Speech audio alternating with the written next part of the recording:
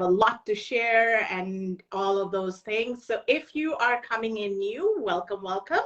If you see me looking this way, it's because I am keeping track of chat, because I'm not sure whether there is a lag or not. I feel like there's a little bit of a lag. Monique, hello, Monique. Thank you for being here. And Eric Boyd is here. Hello, Chelsea's PhD candidate at UCF. Welcome, welcome, welcome, Chelsea. Okay, so with me, you have Dr. Keondria McClish. The way I know Dr. Keondria McClish is because she came to me many years ago from another college when I was working at the Kansas State University. And then she sort of talked to me, attended some workshop I was doing, and decided to completely switch over and start working with me. We'll talk about that. We'll talk about that. Okay. Well, okay. All right.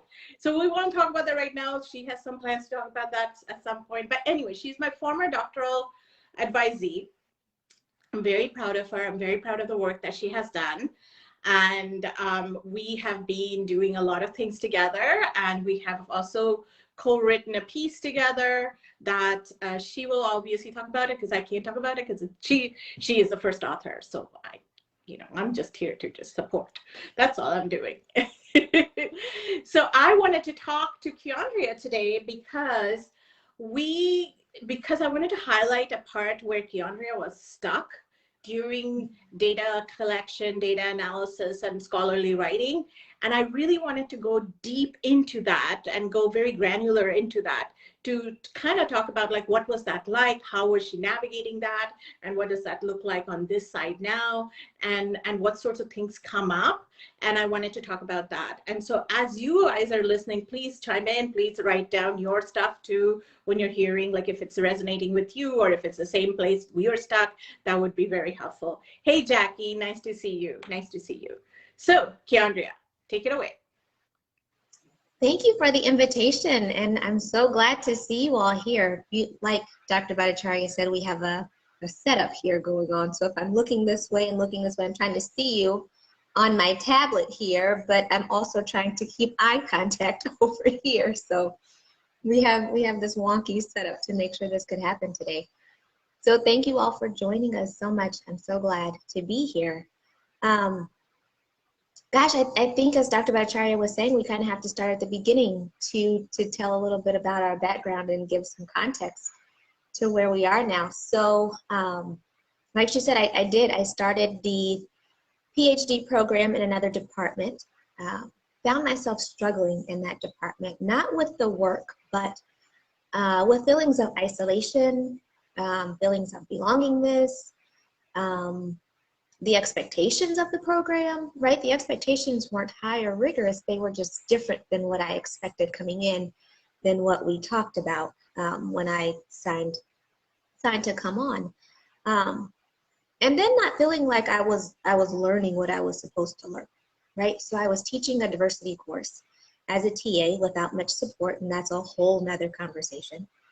But all of these things culminated to me feeling like, this is not a good space for me.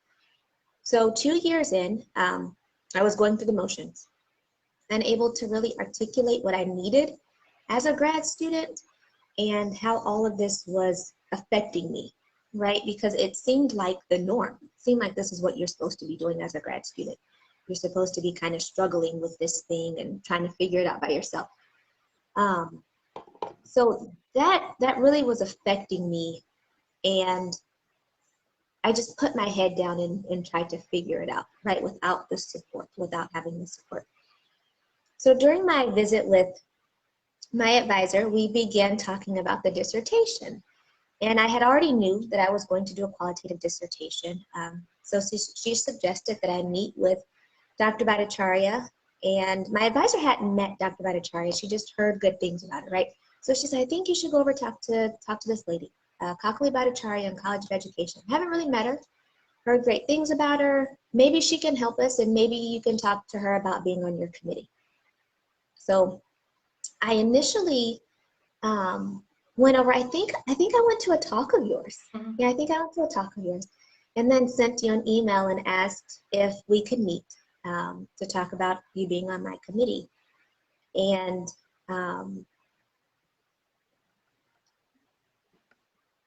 it was in that first meeting when I came to your office and you asked me, how are you doing? That was the first question you asked. Do you remember this? No, I don't remember that. So this is man. Your memories now. Remembering, yes. Remembering, absolutely. So you asked how I was doing. And it was just the general, how are you doing? And I gave you the standard, I'm fine. And you looked at me and said, no, really, how are you doing? Do you remember now? And I broke down crying in your office. We had just met. I was a mess. I was a mess. Oh my God. So she didn't agree to be on my committee right away, right? So it was like, we need to work through some other things. So she didn't agree to be on my committee right away. But she connected me with the graduate student group. She said, you need community. You need connection. This is some of the things that are going on with you. This is what's happening. So we had that initial conversation when I was just going in prepared to talk to her about my research and ask her to be on my committee, just this 10-minute conversation. And then it turned out to be this whole other entire conversation that I was not prepared for, just from the question of how are you really doing, right? So it was different than what I had just totally encountered and expected, because I was feeling so broken. I was feeling like such of a mess inside.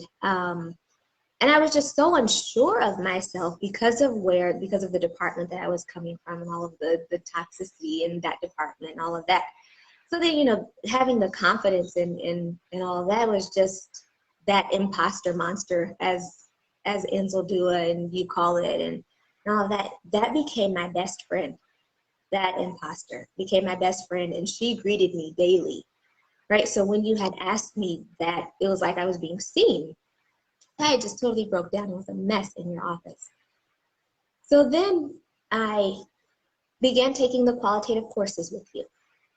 I don't know if I had moved over to your department yet, but I began taking qualitative courses, and it was in that intro to qual course where we did the bag project.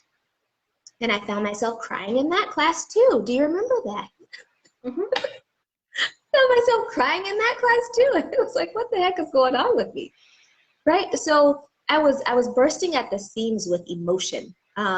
On the outside, I had it pulled together, but on the inside, I was a mess. And a culmination of things, being a student of color in a predominantly white space, being a broke grad student, not having a sense of community, not necessarily having that connectedness. Sure, we have a cohort that we go through this thing with, but after being burned in academia by students and professors, you learn, not to trust anyone and to kind of stick to yourself.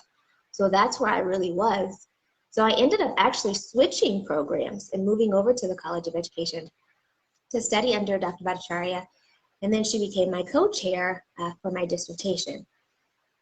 So all of this leads to the question that she's asking of what were my stuck points during my dissertation and data analysis. I had so much crap that I hadn't worked through, so much in my head space and also in my heart space, that when I went to the College of Education, I brought all of this with me in addition to the thing that I was studying.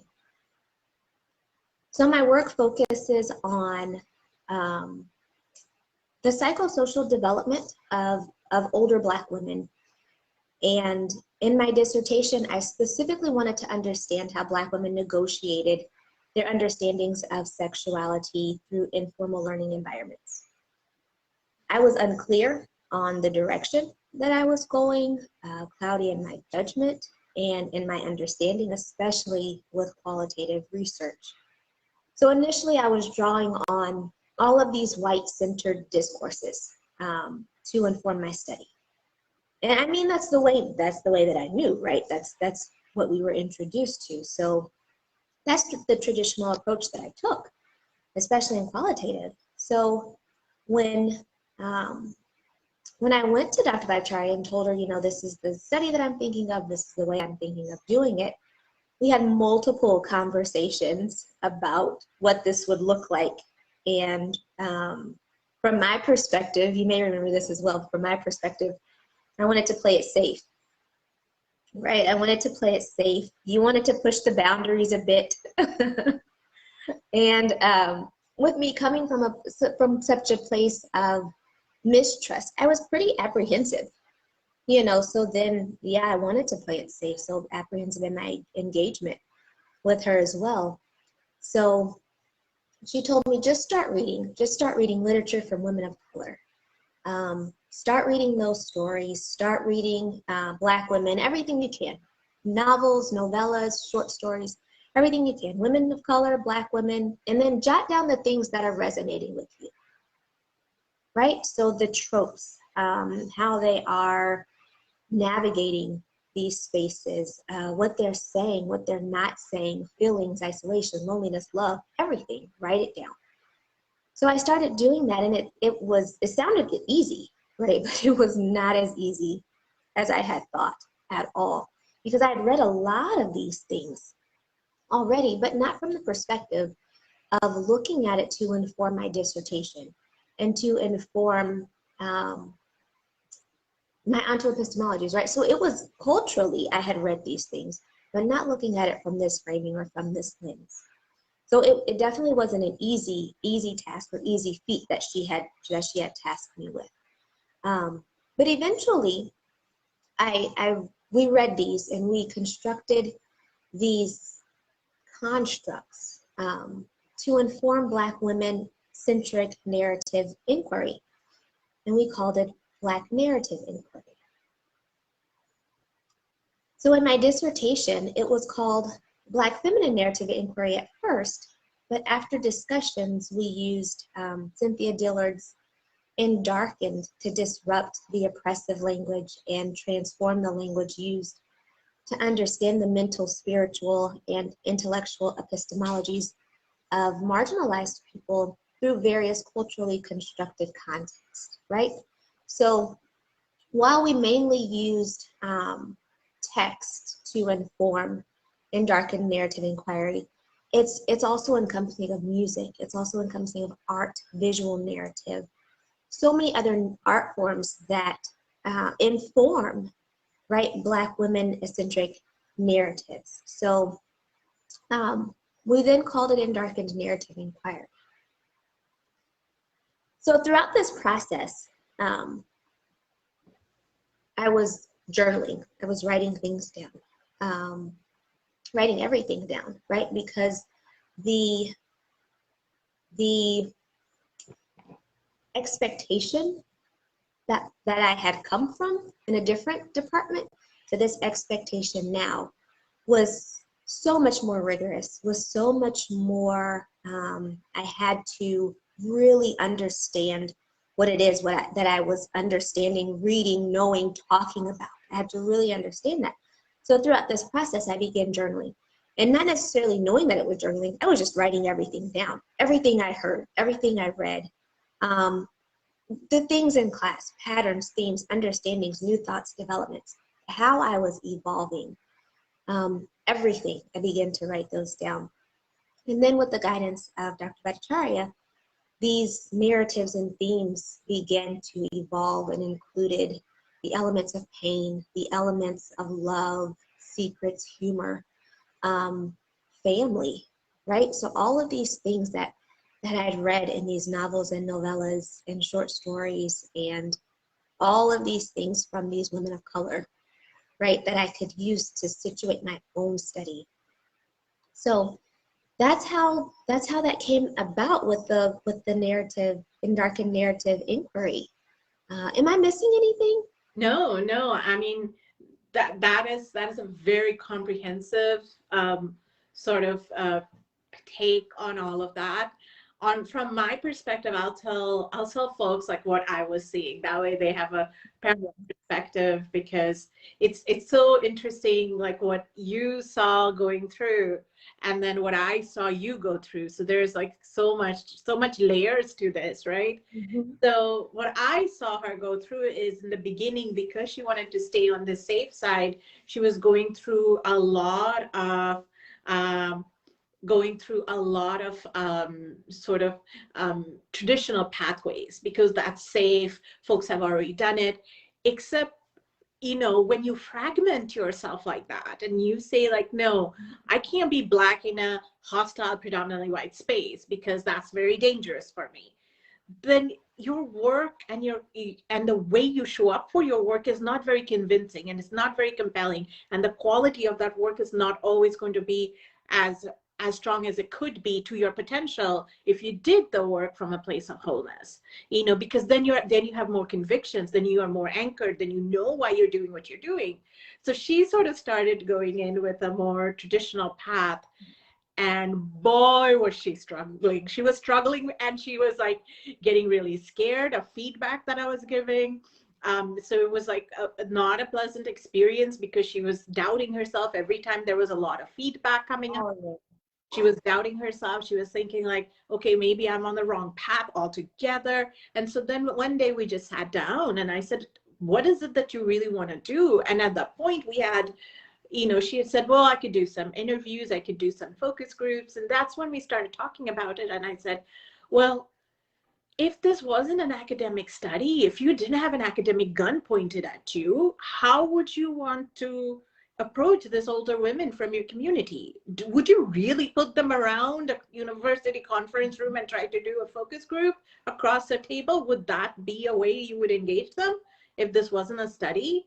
She's like, no, I wouldn't engage them like that. I said, okay, well then let's forget everything that you think you're supposed to do. Let's start from scratch, and let's start with first figuring out what is a good framework for you that speaks to you. And that's when I sent her to do a lot of novel readings, and Black women storytelling was what I asked. Go find out how Black women tell their story. How do they narrate their lives? How do they author their own identities? Go there, because that's cultural wisdom, that's cultural wealth. So go there. So that's when I sent her there. And then I said, journal and journal. And so this is how this comes about, the next part of it, like how to really deepen the knowledge and the scholarship. And so Keondria was like, journal, what does that mean? Journal, what do I journal? Go ahead, Keondria, take it away. Yes. So exactly right. So it was like, what do I journal, right? So that's when I just began to write down everything, because I had no idea where to start or what even to write, right? So I just wrote down everything. And the things that really resonated with me were the conversations that we had in class, right? So it was those side conversations that we were having in class, that I was having with the other students as well.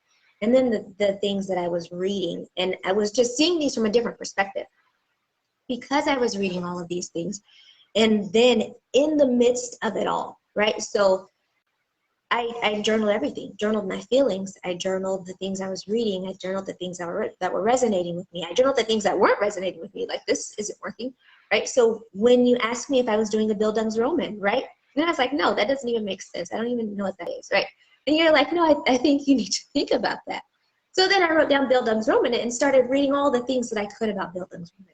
And then found this really amazing article that informed, Black women and using the coming of age stories and all of that, right? So it was the things that I didn't know, right? So when you don't know what you don't know, you just kind of oblivious to it. So I wrote down all of those things, all of the things that I needed to read more about, the terminology that we were talking about, my feelings, how I was navigating this whole thing. I wrote down every single thing that I could, because I knew I would forget it in that moment, right? So in that moment, it was as if we were having these conversations, but when I went to sit to write it, it just left me. right? So I had to write it down because I would forget everything that just happened. All the feelings of this, oh, yes, yes, yes, I can write this, and this is what it's supposed to sound like. And then when I sat down to write it, nothing happened. And I was like, but what, I just had all of these thoughts in my head. How can I do that? You know, and so I wrote down everything. Every single thing I started to write down. Every single thing. Even if it didn't make sense at that time, you go back and reflect on it, and you may get a nugget of wisdom from it later on. But every single thing I wrote it down. We have a question. So Debbie Lee says, how can I incorporate what I journal into my final dissertation? Will this be useful in the findings or discussion, or is it more useful as theorizing as I go along? Do you want to answer that? And then I will chime in as well. Both and. Yep. Yes. Absolutely. So, and then Deborah Williams says reflexivity section. Absolutely. So as you are journaling, you're reading so many things. You have these things in your head, right, on this side that you're thinking about. Then you're housing emotions on this side. Then you're housing, you know, my dissertation and what that looks on this side. Then you're housing a conversation that I had, and I'm trying to remember the thing on this side. And then you have the to-do list, and then the grocery list, and then if you have children, you're worried about their schedules, and then, right, so all of these things that you are trying to work out, compartmentalize in your head, they need to be on paper. That is the only way that you will really get a good, deep understanding of what it is you're reading, what it is that you are encountering when you really write it down, and begin to write around it. Right, so what you're thinking and what you're doing and how it's making sense for you, or how it's not making sense for you. Yeah, so capture everything. Dr. Bachar, you were going to say something. No, I was just going to add to what you said is, yes, I agree with Keondria that definitely both, Deborah, the question that you asked, definitely both.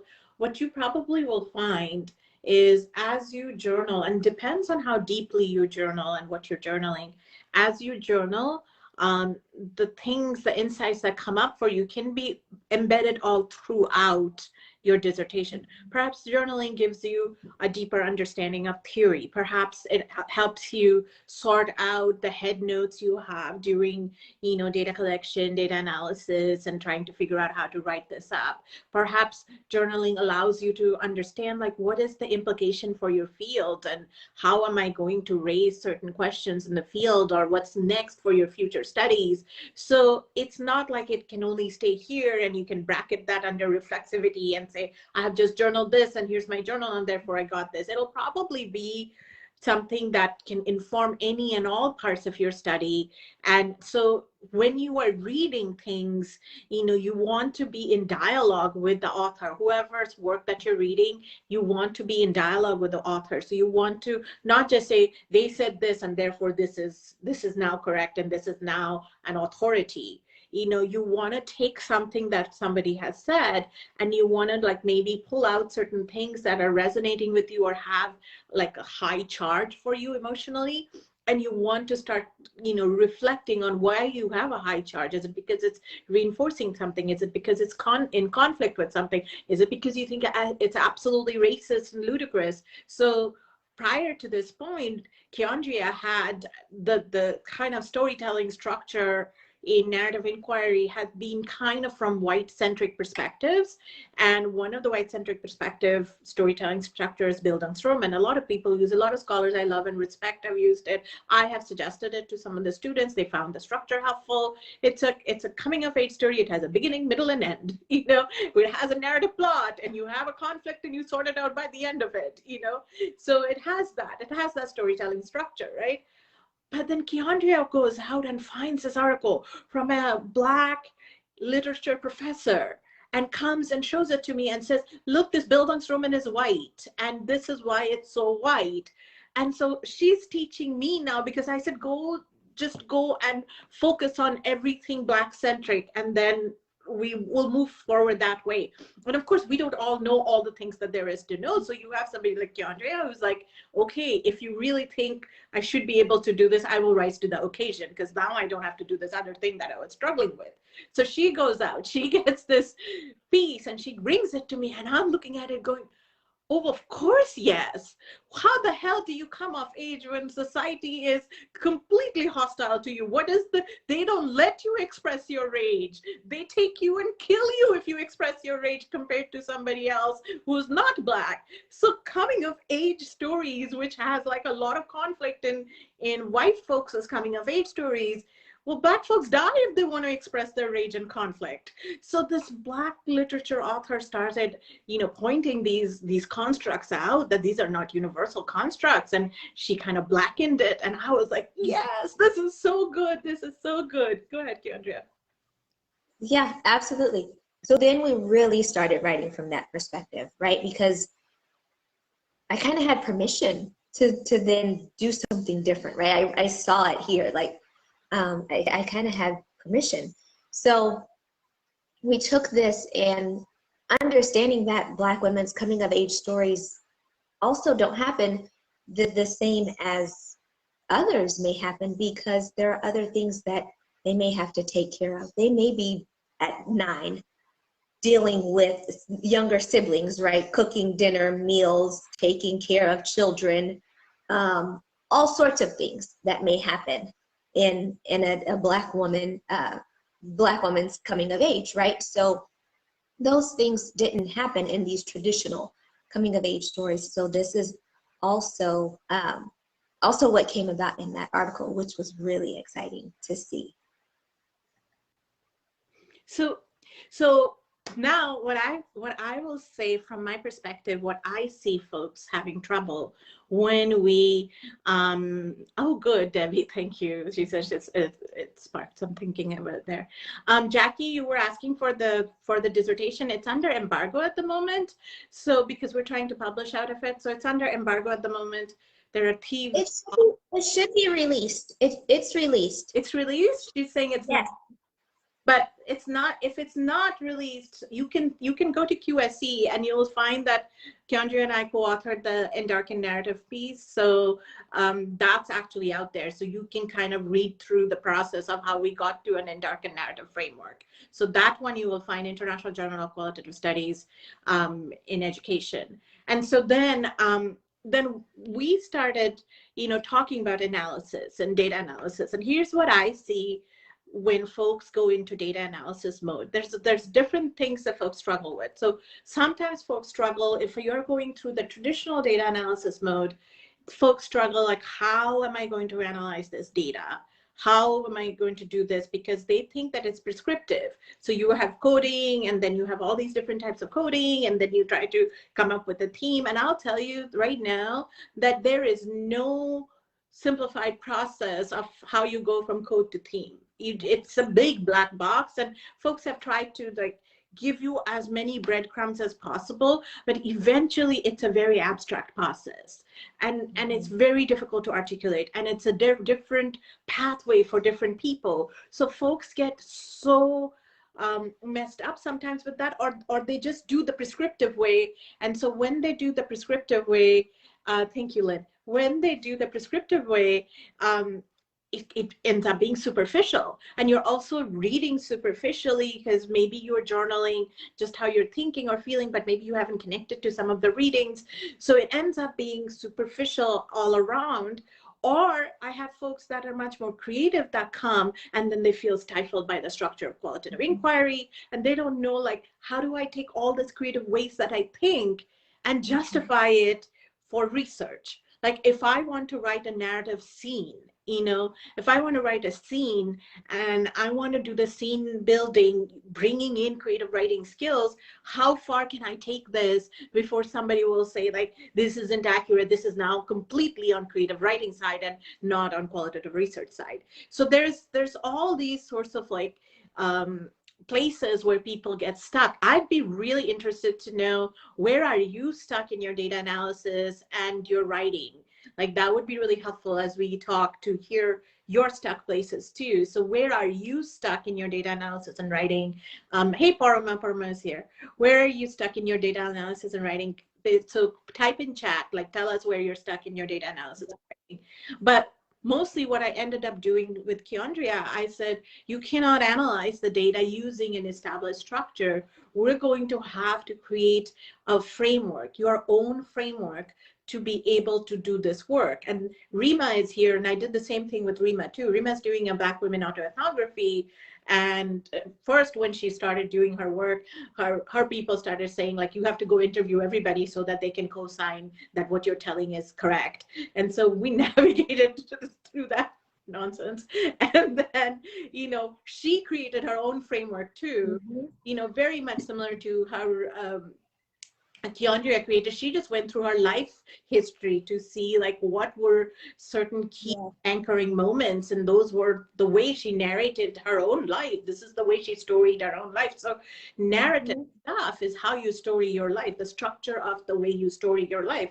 So when we are doing like more traditional narrative inquiries, so those structures that we know are structures that are from predominantly white authors. So we really needed to move away from that, and we needed to have robust analysis, and we needed to have robust journaling, because Keondria and her experience had to become the site of inquiry. Keondria's experiences data, Keondria's life experiences data, life histories data, relationship with these participants, co-researchers' data, and how she processed it through her body, mind, spirit, cultural knowledge, all of those are sites of inquiry. So we had to make sure that she had free reign to be able to do that work without thinking it doesn't fit that structure, it doesn't fit that structure. So the instruction I was giving her was that we'll get to analysis radar. Let's have a framework first. Let's create a framework first to see if it feels good. It's not an exhaustive framework. It's a framework based on the things she had read at that time. And she can always go back and, you know, modify it and open up a dialogue with other people. But it is definitely, you know, a starting point, especially when nothing really fits in data analysis and folks have a lot of ways that they were frozen. I remember when I was going through my own data analysis process as a dissertation student, I didn't have any clue how to do it. I didn't feel like I could do the traditional thing, but I also didn't know what a culturally situated way of doing data analysis would look like, because I didn't have somebody who could guide me that way, you know? So I was making stuff up as I was going along. I didn't have a blueprint or a map or anything. And I ended up doing a front and backstage ethnodrama and those ethnodramas connected to other front and backstage ethnodrama. And I can tell you, like, I was just so frozen, and I thought that, you know, this is not right. Like, who's done this and how can I defend this? This is not right. So, you know, a lot of deep analysis, deep connection with literature, deep writing, deep journaling, deep thinking. There were times where nobody would talk to me. I was just so dull and boring. Like, I lost friends, you know, family members didn't want to talk to me. I was literally walking to school from my residence building, and I, as a doc student, I remember talking to the sky, the tree, the cars, you know, there was no more humans to listen to me. So I just needed to just continuously sort this out, because it's so much. So in doing all of this, Keondria, when she comes out on this other side, she goes, I want to help students. I want to help graduate students, because I don't think everybody knows how to deepen their scholarship and how to write in a way that they're deeply connected to the work. I don't think people know. I don't think it's right away. When people say journal, I don't think people just know like what that means. Like, what am I journaling about? Is there a structure? Do people tell you? And folks don't really always tell you what that is about. So she started thinking, like, how can I help other graduate students or any academics who want to journal, and what would that look like? Go ahead, Keondria. So a little bit of a backstory context for that as well. Graduated in 2018, right? So 2018, I just kind of expected to have a job after I graduated, because I had this PhD, right? So somebody's going to hire me. So I expected to have a job right after I graduated, but that was not what happened. And I hit a significant low point.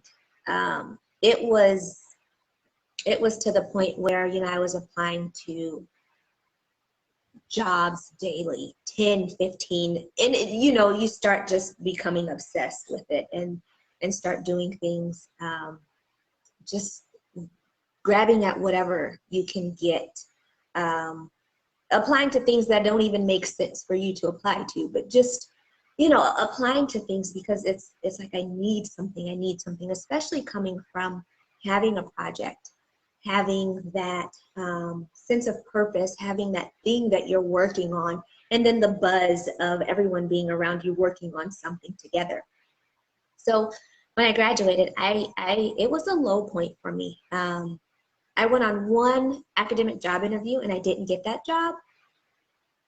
Hell, they didn't even bother sending a rejection letter or even a telephone call, right? So I had to email them and say, you know, did I even get, so I didn't even get that job.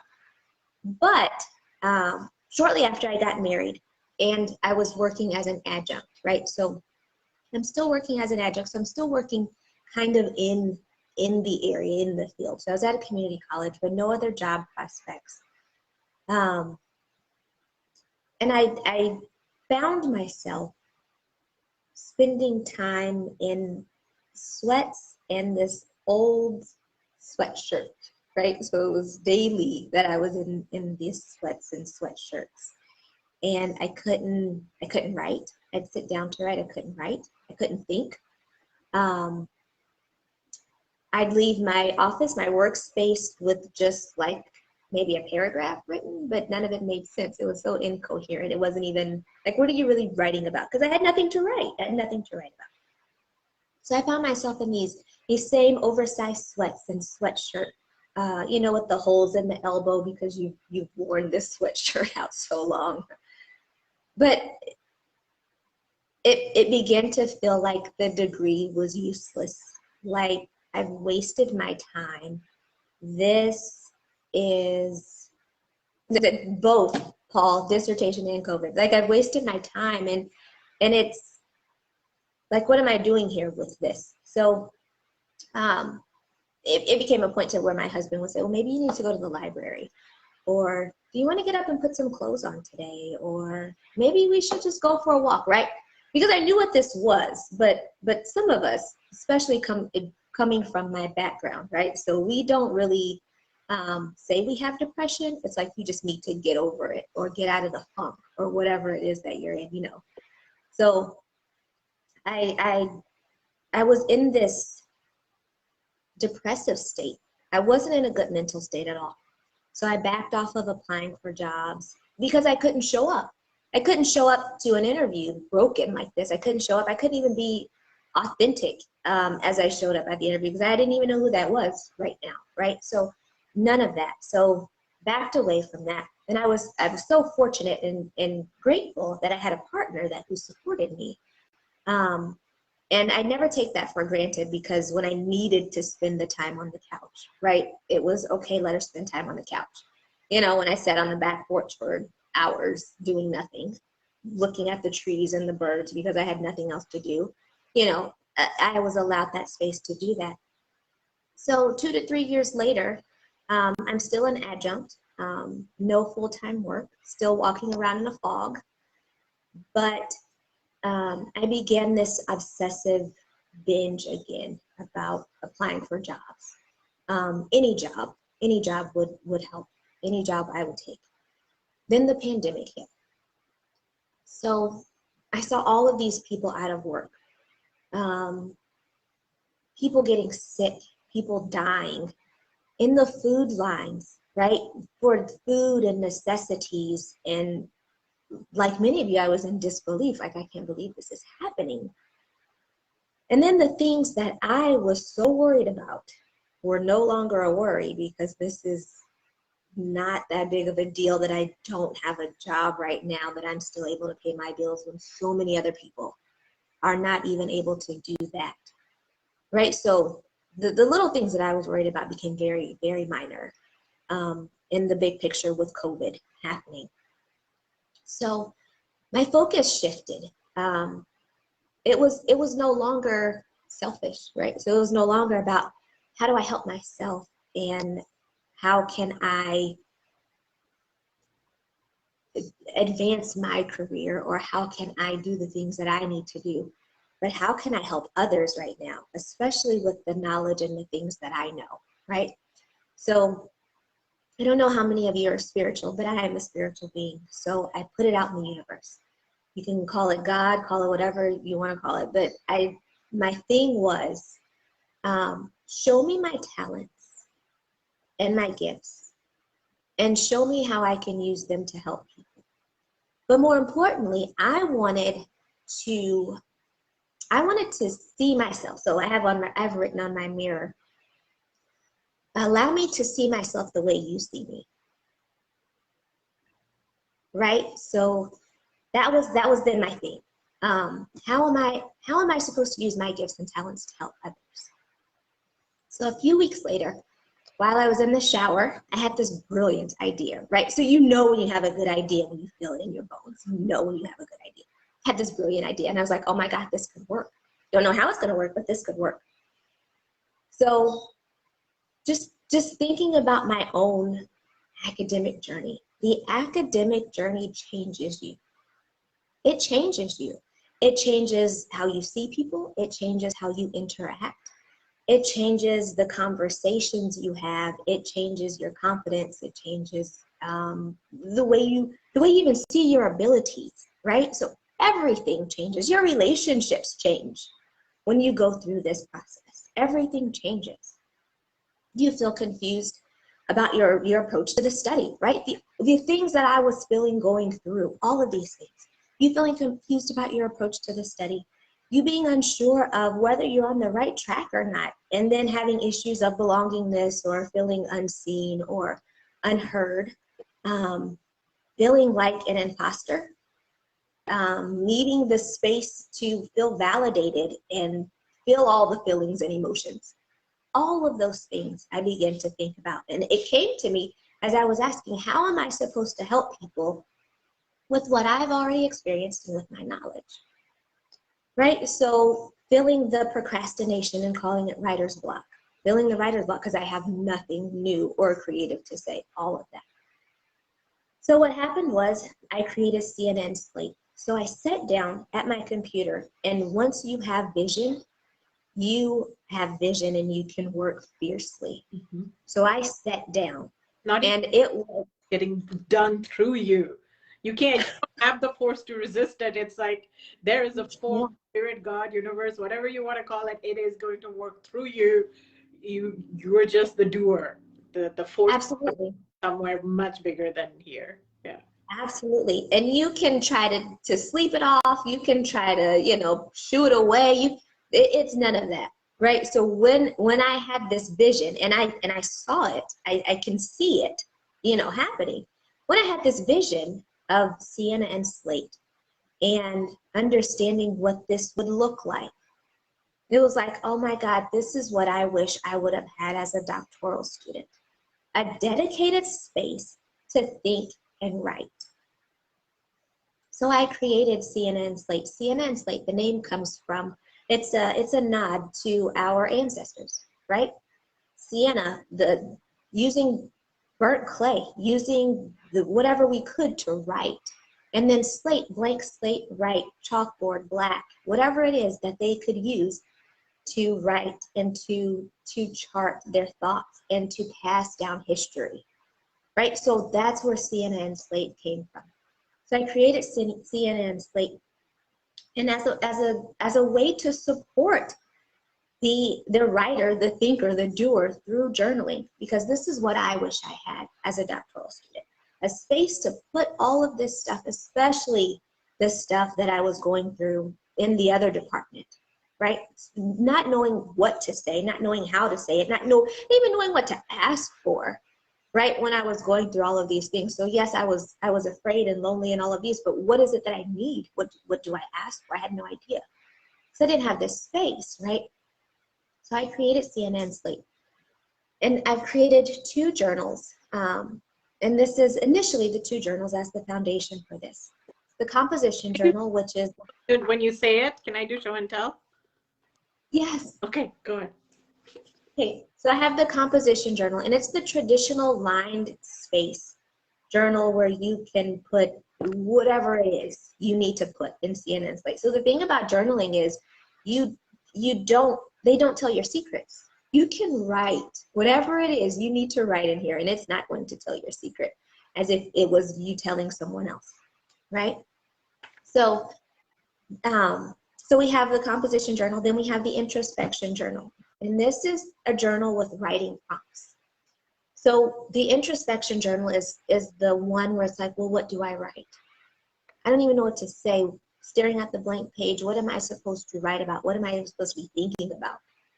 Right? So this is the one that helps me with how am I feeling right now? What is it that I need at this moment? Can I share with them? Absolutely. So some things are just brain dumped. Like she has this list of prompts over here. I'm just so proud of her. You know, I'm this proud academic mentor, mama, whatever you want to call it. So I just want to share this because it's a reality that a lot of people have graduated and their employment is precarious or not there, you know, and a lot of times we think that if we don't have an academic job, we have somehow failed, but that's not the case. You know, that doesn't have to be the case. You have a lot of talents and gifts, and you have learned from academia a lot of things that you can still use towards, you know, helping people and being purposeful and meaningful and all of those things. And to see her to do this journey and move through this dark phases to come out on the other side and say, I'm still authentically me, but I want to help other people who might be in their stuck places as well. And so here she has these prompts, and some of them are emotional. So she has like, at this moment I feel, and some of them are much more cognitive, emotional and cognitive, you know. Why do I care about this research topic? I know it sounds silly, but when you think about why do you care, it's not like you want to give your elevator speech. That's not why you care, because if that is the thing you want to tell me right now, goes, oh, I know why I care. That's not the elevator speech you need to tell yourself, because that's okay, that's performative. But why do you care that this is what you're going to leave behind on earth when you're no longer here? That's a much harder question to answer than, why do I care? I care to just get my papers or my letters. Okay, but then you're not going to get any mileage out of this. This is just a stepping stone. It's just credentialing. But why? Why do you want to do it that way when this can give you a world that will expand for you if you really know, you know, what it is that you want to do and why do you want to do that work. So there, that kind of stuff. Then she talks about data, dialoguing with data. So she says, if my data could talk, I would ask it, you know, or if my data could talk, it would tell me.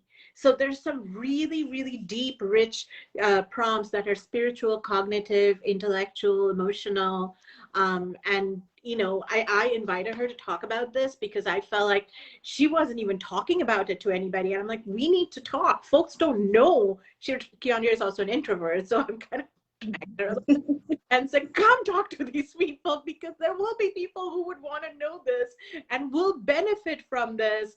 So she's like, okay, fine, I'll come, you know. But she's been doing this, you know, and just sharing very privately with some folks. And I thought, no, this is helpful information. People need to know your story and why you got to do this work. Go ahead, Keondria. Yeah. So the two journals, what also makes Sienna and Slate special is the two journals have a message written in the front of them. So these are from, one is from our very own Dr. Paul Maxfield. So he wrote in the composition journal. So he's telling you his journey through the PhD process and giving you a bit of wisdom in that sense. And then the other, the introspection journal, is with Dr. Kimmery Newsom, and she's a very, very dear, very good friend of mine. And she's a marriage and family therapist, and she's giving you a bit of knowledge and wisdom on fortitude, right? So just persistence. Don't stop, keep going. You need to finish this thing. And then that's where the prompts help you get started with writing and writing those deep things that are way below the surface. Yeah. So what we wanted to do, you know, through this conversation, what we wanted to do was, you know, sort of support folks. If you are at a place, I think somebody was saying, like, how do I situate folks with, how do I train my students to do culturally situated data analysis and writing and all of those things.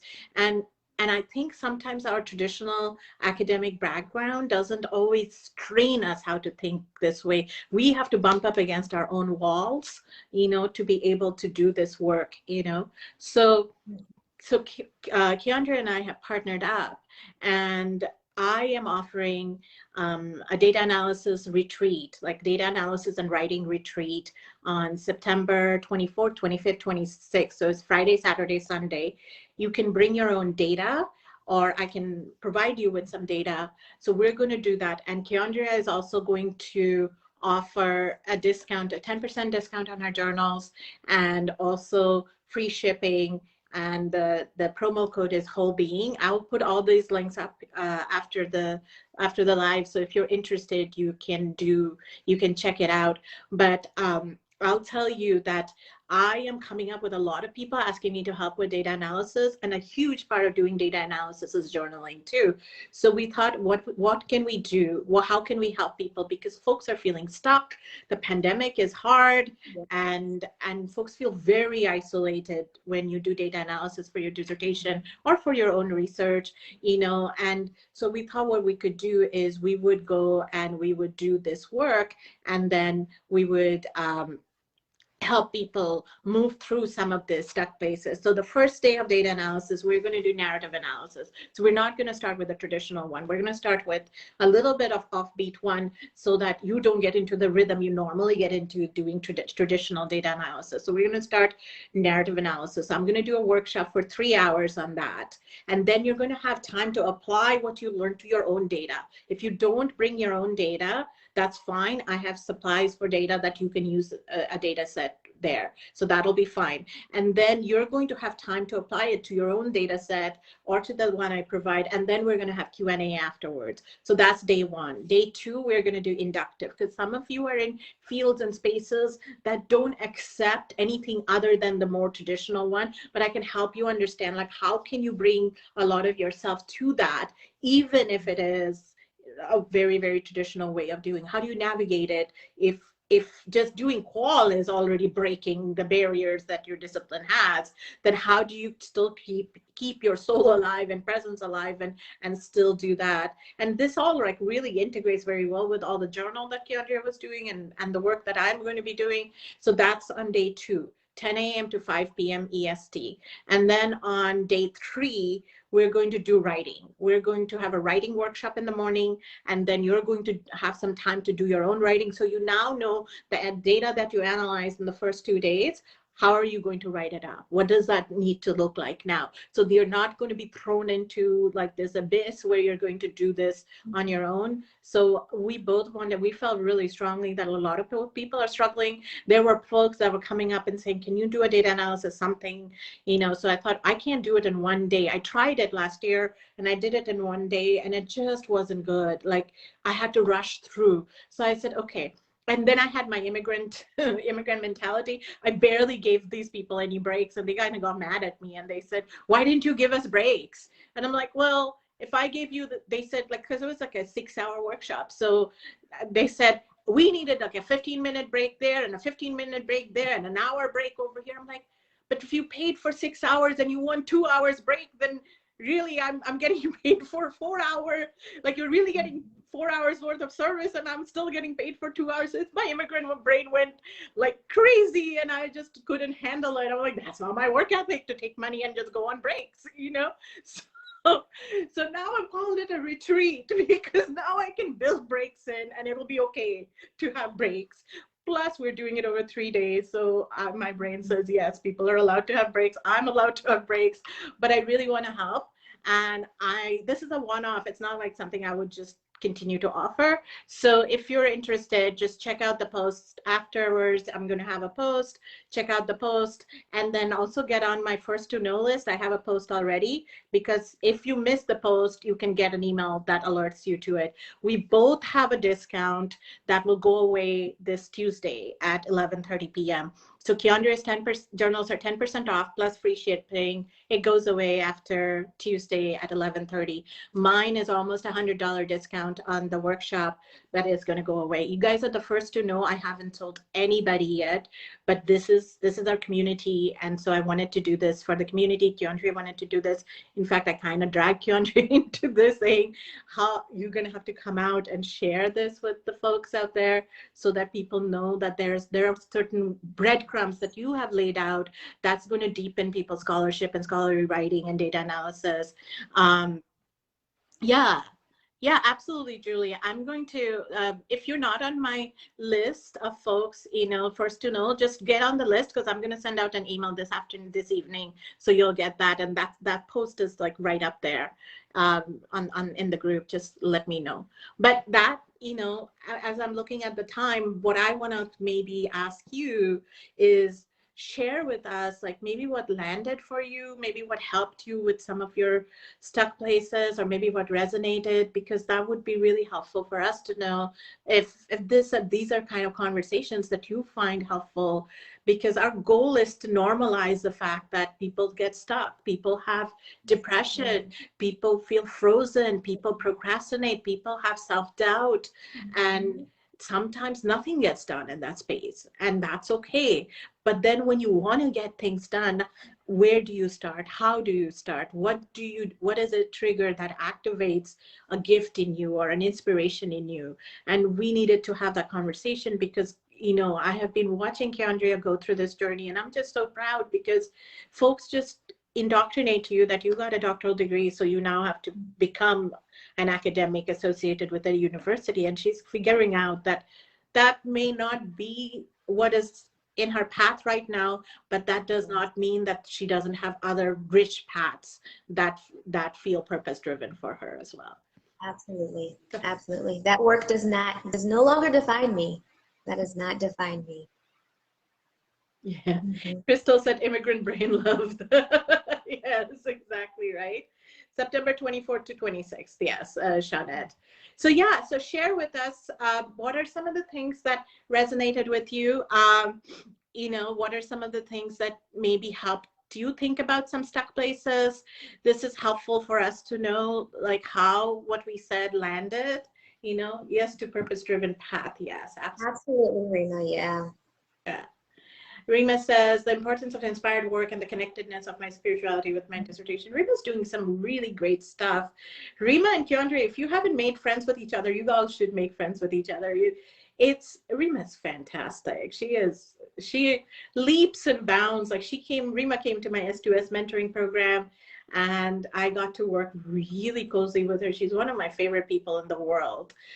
She's so good at what she does, and she's super talented, super talented. My homework at one time for Rima was to send me songs every day, because we were working on her having authentic voice, and she's a beautiful singer. So I'm like, I need to hear your voice. You need to be comfortable with voice. And so she was sending me songs. That was her accountability. Send me songs, and I just told her that this is my spirit soothing balm. Like, her songs are like healing medicine. She's Yeah. Journaling landed. Okay, awesome, Raquel. Lynn, providing guidance to those in path. Yes, thank you. Thank you so much. Thank you.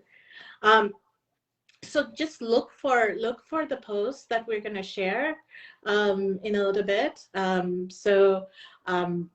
will have it. And if you're not on the first to know list, get there, because that's where all the information will be about the discounts and everything else. And because it goes away on Tuesday, I don't want you to miss it. I'll still put all that information up there, but people miss what they miss, and I want you guys to get it. You guys stayed and talked through this. I'm expecting that it resonated in some way. So if it did, and you want to go deeper, of course, we can't really do all the things in 1 hour.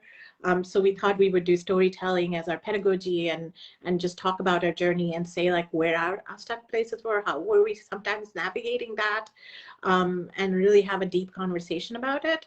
But, you know, if you want to move forward with your analysis and journaling, which really go hand in hand, then get on that list, because then we can help you. We can help you move through this. This is not going to be like, let's just think about things all the time. You're going to have hands-on application time and then support after that to have your questions answered. So ample opportunity to learn, breathe, be in community with people. I'm building a membership site, so I'm going to bring you into the membership site after that as well. So I'm trying to give people support the best way I know how, and you know, honor the fact that you might be in a place where you're not getting that support. I know I was. So I'm sort of, both Keondria and I are talking back to former versions of us, basically. Yeah, you know, absolutely. I wish I had that version of us. Catherine says, I realize I can still contribute to research as a high school teacher, that I don't have to be employed with a university. I can be a research associate, find an alternate way to contribute. Yeah, like sometimes like higher ed feels like a cult to me. And then when people move or don't want to be in higher ed, there is so much shaming going on. I'm like, dude, no, there is a world outside of higher ed, and folks are doing lots of cool stuff outside of higher ed and being education adjacent or being education professionals. You know, like we don't always have to co-sign with the cult, you know. Yeah. Jackie, I have gained a lot of learning from these sessions. I'm not engaged in qualitative research, but this session has highlighted you don't need to be stuck in a traditional structure. You can create a pattern, and it's valuable in qualitative work. Awesome, awesome. Sharon said something that I missed. Tasha, so thank you both for sharing. It was great to just bring more knowledge about the wide range of experiences people have. Yeah. Absolutely. And Sharon said something that I missed, but we are at the top of the hour. So we thank you all for staying with us and for engaging. Oh, Tasha says, thank you both for sharing. I think this was great to just bring forward one knowledge, wide range of experiences people have. Yes, thank you, Tasha. And Flora, Yes. journaling and to move beyond your boundaries. I want to thank you, Andrea, for being brave and coming online with me. I want to thank me for figuring out how to bring somebody on Facebook. I was just about to say that, and thank you for navigating and being our tech for this Facebook. We had a hard time the other day. Tara, thank you. Sylvia, thank you. I know I didn't know how to do it, and then Keondria and I came online at least 10 times yesterday in the group, and people thought something was happening. Well, no, nothing was happening. You know, we're just trying to figure it out. yeah. Crystal said, I like the way you use it. Qualitas is a black box. You know, my students have one a script. I direct them to the work of other scholars. I feel I'll freak out if I give them an unlimited freedom. Yeah, like unlimited freedom is kind of complicated, right? Because you give people unlimited freedom and folks don't know what to do with it, and they want to know like if they're on the right path. Like, why won't you just tell them the 5 steps? Just tell them the 5 steps, then you know it's the right path. But it's not. The path is what you're building as you're moving along. So yeah, so thank you. Yeah. Thank you for saying that. It's a hard thing. It's a really, really hard thing to navigate. So I will see you all next time. Thank you, Debbie. Thank you, Debbie. I will see you next time. Hi, Angus. I will see you all next time. And if you all are watching this on replay later on when it's not live, just hit replay and tell us what stood out to you, because then we know that this is reaching the community, and then we can do more programming like this and help you guys. Absolutely. Absolutely. Love to all of you. Thank you, everyone. Bye for now. Take care.